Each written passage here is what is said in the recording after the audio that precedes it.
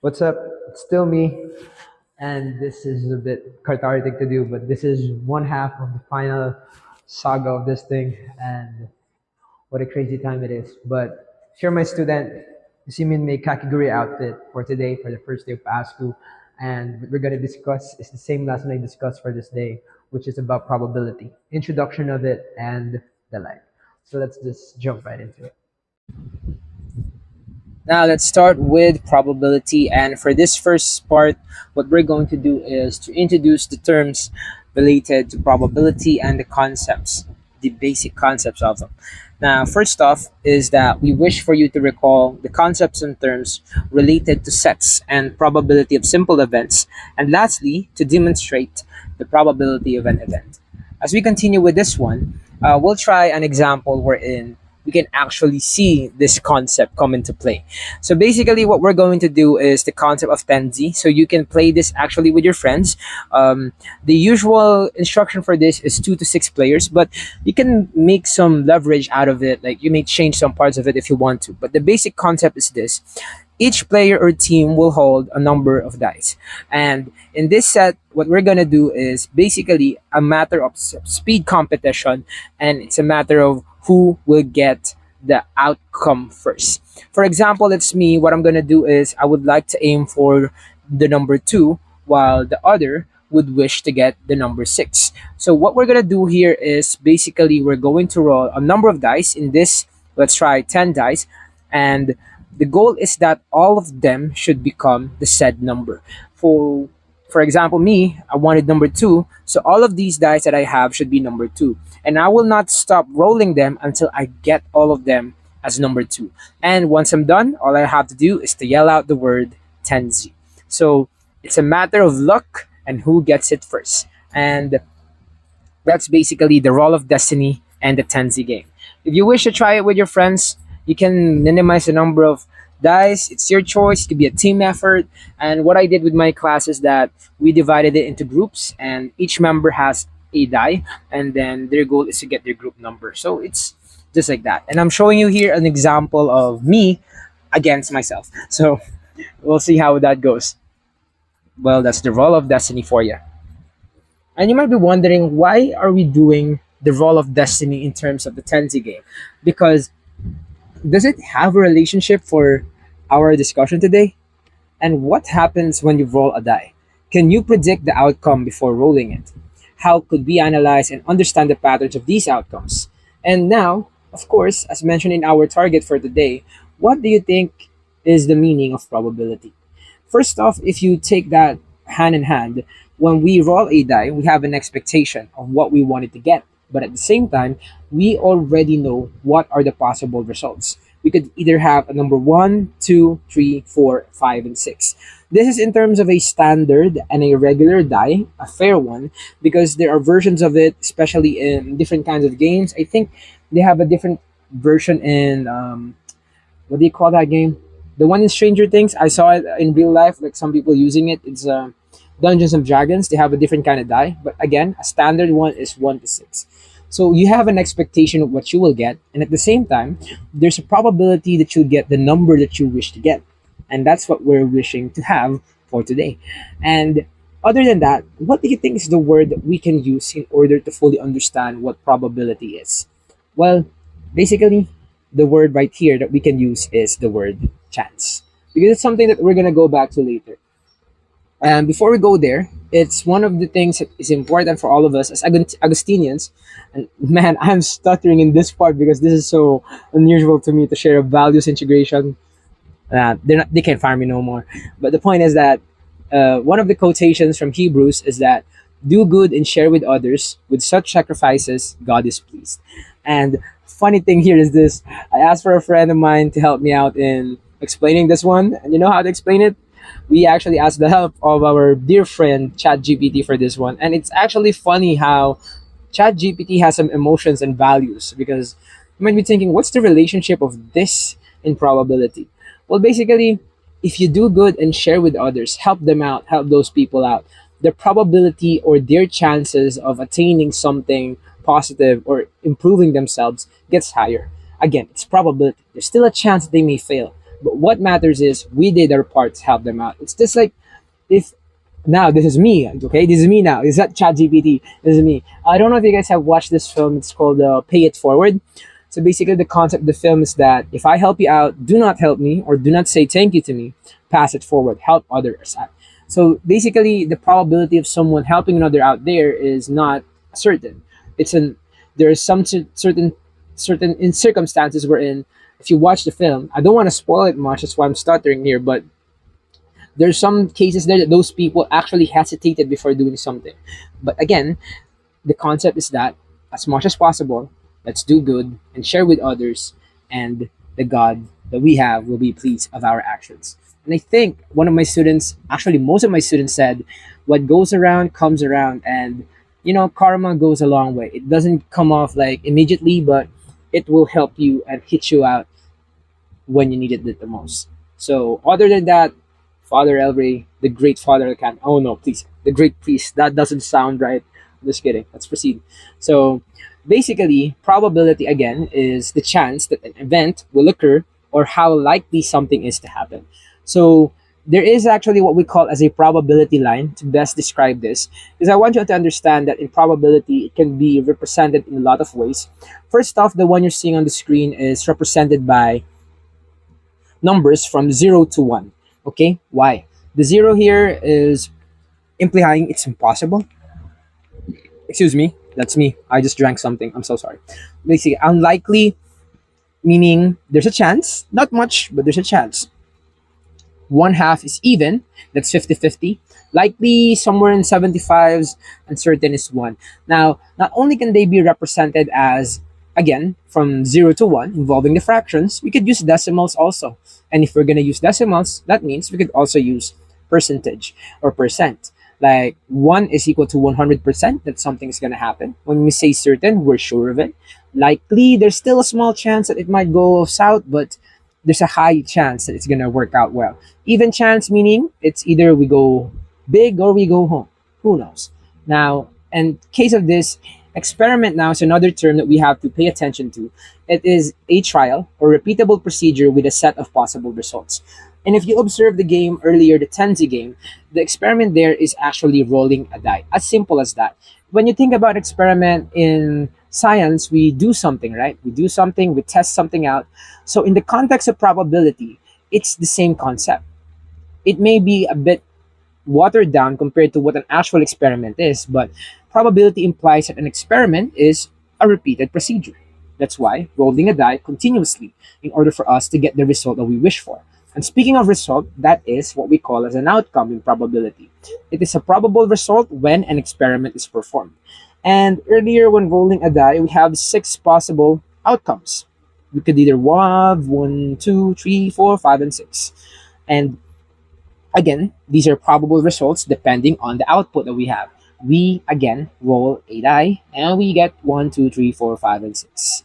As for sample space, now this is the reason why earlier in our learning target we mentioned that it's important that you guys remember what the meaning of what set basically. What's the meaning of that? Basically, it's the set of all possible outcomes of an experiment, wherein we have to pay attention to the set notation once again, and basically it's everything, every single outcome, and put into one set. So that's a sample space. As for the cardinality, it's as simple as this. When you roll a die, what are your possible results? 1, 2, 3, 4, 5, 6. How many is that? 6. So that's the cardinality of something. You don't have to make it complicated. As if, like what's the cardinality of tossing a coin? That's 2. It's either heads or tails. As simple as that. And as for the next one, an event, it's basically the set or collection which has the desired outcomes. Like, for example, like earlier I mentioned that the first player wanted to get number 2, the other wanted to get 6. So that's their event. That's the event that they were looking forward to. As for that, we could even say that we have this experiment rolling a die, and the event that we wish to happen is to get odd numbers, and the odd numbers are 1, 3, and 5. That's an event. Just like a birthday party, right? The event there is the birthday, and that's the one that you would like to have, a celebration. Maybe like that in different contexts, so it's your choice.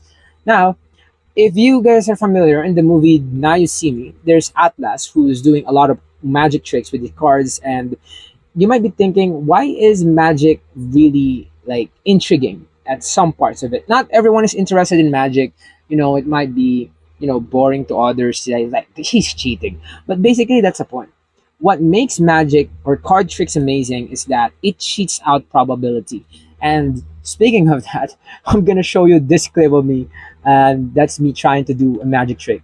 I don't know if you guys can see it clearly, but that was me in my category outfit in full glory doing a magic trick, turning things from different sets of colors, different sets of suits into all six of hearts.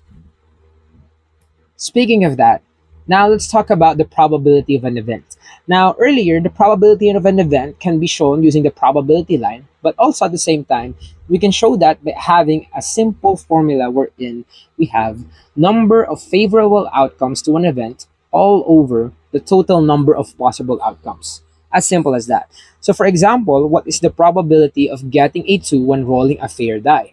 Now, if you pay attention here, the word we're using here is fair, meaning we're not cheating this thing out. It's a fair die. Now, there are 6 possible results, and there's only one number 2 there. So it's as simple as 1 over 6. As for the next example, what is the probability of getting an even number when rolling a fair die? The word there is even. The even numbers in a die is 2, 4, and 6. So that's 3. So it's 3 over 6, or 1 half, meaning there's a 50-50 chance to get an even number. Next, in terms of tossing a coin, what is the probability of getting a heads? There's only 2 possible results, heads or tails, so it's 1 over 2. Similarly, again, getting a tails, that's also 1 over 2. That's the other half. That's why we do tossing of a coin in such circumstances where we want to be fair with something. Now, there's actually a ruling in, I don't know if I'm not sure because I'm not that good with politics, but I remember that we discussed something wherein when there's an election, in case of a tie, they do a toss of a coin, and that actually happened in our school like 2 years in a row. Like two different sets of people were tied, so they use a toss of a coin or a toss coin in order to determine who will be the winner for the student council. So it's pretty much a probability, like a chances of who will be lucky. As for a card, now it's important that you guys remember or somewhat are aware of what is in a standard deck of cards. Basically, there are 52 cards in a standard deck, 13 for each suit. There are 4 different kinds of suit. There is the spades, the clubs, the hearts, and the diamonds. So we have 2 sets of black cards, 2 sets of red cards, and each suit has 13 cards from ace to 10, and the face cards jack, queen, and king. So, for example, what is the probability of getting a heart in a deck of cards? As mentioned earlier, there are 13 hearts in a deck of cards. So if there's 52, so it's going to be 13 over 52, or 1/4. As for the next example, what is the probability of getting an ace in a deck of playing cards? There is an ace for each suit: ace of spades, ace of hearts, ace of diamonds, and ace of clubs. So 4 cards out of 52. So that makes it 1 over 13. So as simple as that. Now, how about the weather? Now, in this case, you cannot actually fully maximize the formula that we have for probability for these kinds of circumstances. Because, for example, what is the probability of snowing in the Philippines? We know that is impossible because that is not going to happen in terms of our location. We're near the equator, and it's just what it is. Okay, we're a tropical country. So this we base the answer here on the probability line that we had earlier. And in the context of that, we also take note that what is the probability of raining tomorrow? So we can say it's unlikely, not just based off of a lucky guess, but also because of the season that we're in. And at the same time, the weather patterns that we have within the week or within the same day. There's researches about that you may follow through. That's why when you watch the news, when they're doing weather forecast or forecasting the news, you can notice that they're not just mentioning the weather for this day. They're mentioning the weather for the entire day or the previous days or the next coming days. Because we basically predict based out of the probability that we have observed from the previous sessions or previous circumstances. That's how probability works in real life. So in this case, What if now you have a roulette like this? What is the probability of landing on a watch? There's only one watch here and there are six devices, so it's 1 out of 6. How about for smartphones? There are two smartphones here, six options, so it's 2 out of 6. It's gonna be 1/3. As simple as that. And anytime, anywhere, everywhere, you can actually think of probabilities being part of your decision making skills. Now, there are guide questions in here because I want you to somewhat pause for a little and think about where you can see probability in real life.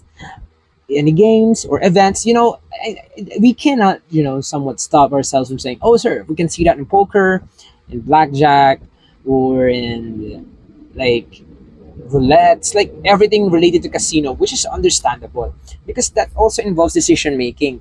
At the same time, if you guys are aware, the lottery, you try to choose numbers, right, that you wish to get as possible outcomes. That involves decision making. Now, as for the other things that are not involving money or gambling, things that involve probability is the weather also. Like for example, the forecast says that there's a chance that it might rain today. So what you have to do is to bring an umbrella, right? Of course, you don't want to get wet. And at the same time, like for example, like when you have an exam, if it's true or false, there's a 50-50 chance that you get the correct answer. It's true or false. It's difficult. Similarly, if it's a multiple choice question, it's 25% if it's A, B, C, and D of getting the correct one. So if you guys want to really dive in deep with these examples, you may want to check out some films. I think 21, I think you guys are in the right age to watch that. It's basically about probability to Kakegurui. It's a weird anime, a little bit R16, I think, or R13, who knows, but they actually use probability every single episode that I've watched. I watched four, and every single episode have probability. So you might want to check it out too for that. And I mean, the weirdness there is, it's not for me, but I tried watching it though.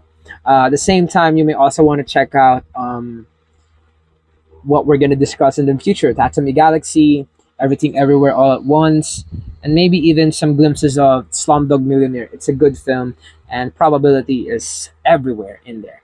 That's it. And that ends this video about probability. I hope you guys learned something new here or something that helped you refresh your memory. And of course, I just want to make sure that you guys get some of the references here other than the outfit. I actually just watched 4 episodes, which was yesterday. And it's kind of a weird anime, to be honest. I don't know if I'm going to finish it, but I want to make sure that I have an idea what the anime is about before cosplaying it. Because I've seen Kakegurui before, and the first few episodes is a bit messed up, but it does involve probability a lot, and because it's gambling and that kind of stuff. And at the same time, the PowerPoint presentation you're seeing is based off of Red Velvet's Russian roulette, and in Russian roulette, it's basically a probability also. It might be a little dark, but that's how it works. Sorry if I'm yapping way too much, because I'm gonna miss this thing a lot. So this is the end of the first part, and I hope you guys enjoy the last one, which is the next one. And in this case, in case you don't see me, good morning, good afternoon, good evening, and good night. Peace out. Respect.